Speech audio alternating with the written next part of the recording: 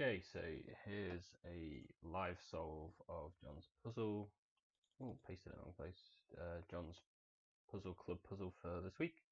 Um, and yeah, I really enjoy this puzzle because it uses a few of the things that we were talking about. So to start off, you'll notice this big long old 4 thing here, and that means that we know that there's going to be 2 stars in this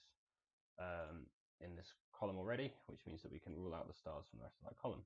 This gives us a little 2x3 block here, and as we talked about in the video, if you have a 2x3 block, if I put a star here, then it rules out any of the other possibilities to put another star, which means that you can't have a star in the center or either of the center spaces, which gives you a domino, which you'll recognize, and you know that there's got to be at least 1 star in either of the 2 spaces of a domino, which means that we can rule out the spaces underneath it. Oh, and look, another little 2x3 block, which means that we can rule out the center. Oh, and look, another little domino, which means we can rule out there if we wanted to. At this point, you'll notice that there are 4 spaces for stars in the furthest right columns. You know, it could be here, here, or different formations of that.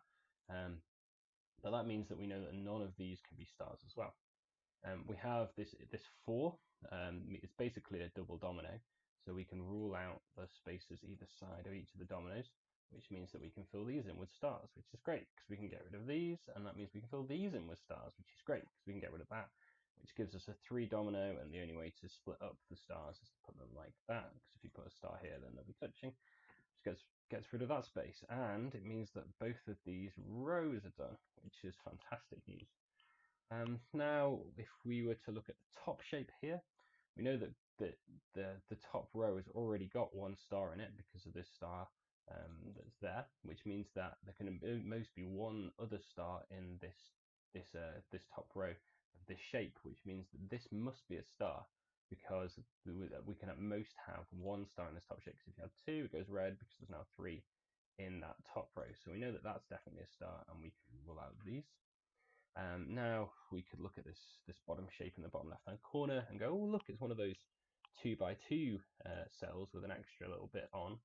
So we know there can only be 1 star at most in this 2x2, which means that there is at least 1 in this domino, which means we can rule out those, which is cool.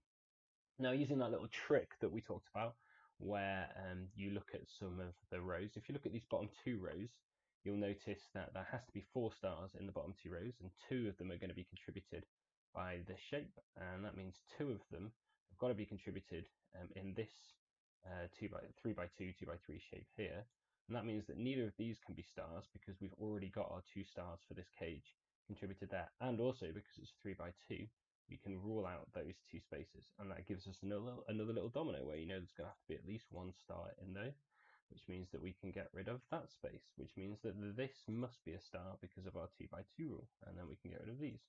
Now we know there's a star in this bottom left hand corner now in one of those 2, and we know there's a star up here, which means that we've got our 2 stars for that end row on the left. And as you can see at this point, we're kind of cooking with gas really, and things are going fairly well for us. Here we've got another little 4, and we know that a 4 is just 2 dominoes, which means that we can get rid of the spaces either side of them. This means that we have only 3 spaces remaining in this bottom shape here, which means that this one must be a star, which means we can rule out that one, and that means this must be a star, and that's not a star, and that is a star, and we can rule out that one as well. Now there's only 3 spaces left in this row, so that one can go, and that one can go. And that one can't be a star, and that's great because look how many things this rules out. This is kind of awesome. Whee, bang. It's just like I particularly like this one. The reason I picked this one out is because it's just using quite simple, continually using quite simple rules, means that you can solve it fairly quickly. Because yeah, it's just a well designed puzzle to be honest. Now, if you were to look at this old cage here, you know you can't put both of your stars there because they'll touch, so this one must be a star. And what else do we know? We know that we know there's got to be another star here and a star here because they're the only spaces left in this column, which means that this can't be a star. We know that There's a 4, but that doesn't necessarily help us right now. This can't be a star, because if it was, it would rule out all of those, and then... Oh, no, it could. It could. But then, feels like it shouldn't be, but we don't necessarily know that for now. How do we finish this off? So, there's a 1, 4. Okay, this is a 3, and it doesn't matter where you put the star in a 3, it will mean that this one can never be a star. That might help us, it might not help us, we'll see. And oh gosh, I'm sure you've probably seen how we finish this. I apologize for a bit of thinking time here. Okay. Oh yeah, sure. There's got to be a star here. It's the only space left in this cage, which means that that can't be a star, and that means that this must be a star, and these can't be stars, and these can't be stars, and that means that we are left in this situation, which means that... Oh, come on, John. Geez, my mind is melting. Oh yeah, there's only one less space left in that cage. That can't be a star. That's a star. And we are done. We can click check.